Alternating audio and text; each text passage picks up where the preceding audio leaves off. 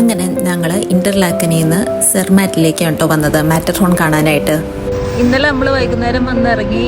ഇന്ന് രാവിലത്തെ നമ്മുടെ പ്ലാൻ അനുസരിച്ച് കോണഗ്രാട്ട് പോകാനായിരുന്നു.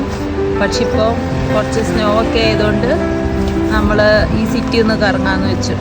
ഇനി കുറച്ച് കഴിയുമ്പം ഈ വെതർ നല്ലതാവും നോക്കാം. ഒരു ടൈമിൽ ഞങ്ങൾ സോനിയ ഷോപ്സിലും ചോക്ലേറ്റ് കടയിലൊക്കെ പോയിട്ടോ.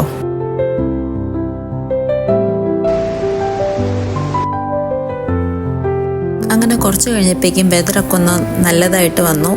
നമ്മൾ ഈ കോണഗ്രാട്ട് പോകുന്നത് ഒരു സ്പെഷ്യൽ ട്രെയിനാണ് കേട്ടോ.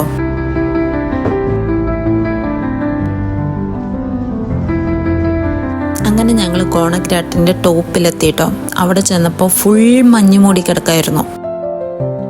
ആ മഞ്ഞ് മൂടിയ മല കാണാൻ നല്ല രസമായിരുന്നു കേട്ടോ. കൂടെ മഞ്ഞ് ചെറുതായിട്ട് പെയ്യാനും തുടങ്ങിയായിരുന്നു. മഞ്ഞ് പെയ്യാൻ തുടങ്ങിയപ്പോഴേക്കും ഞങ്ങൾക്ക് ഏകദേശം ഒരു കാര്യം മനസ്സിലായി, നമുക്ക് ആ മാറ്റർഹോൺ മൗണ്ടെയിൻ കാണാൻ പറ്റില്ല എന്നുള്ളത്. പക്ഷേ ഓവറോൾ എക്സ്പീരിയൻസ് അടിപൊളിയായിരുന്നു. നമ്മൾ അവിടെ എത്തിയിട്ട് മഞ്ഞ് പെയ്തതും ആ മഞ്ഞ് പെയ്ത് കിടക്കുന്ന മലകളൊക്കെ കാണാനായിട്ടൊരു പ്രത്യേക ഭംഗിയായിരുന്നു കേട്ടോ. സ്വിറ്റ്സർലൻഡ് വിസിറ്റ് ചെയ്യുന്ന എല്ലാവരും ഈ ഒരു സ്ഥലം മിസ്സാക്കരുത്. അപ്പോൾ ഇനി നെക്സ്റ്റ് വ്ലോഗിൽ അടുത്ത വിശേഷവുമായി കാണാം. ബൈ.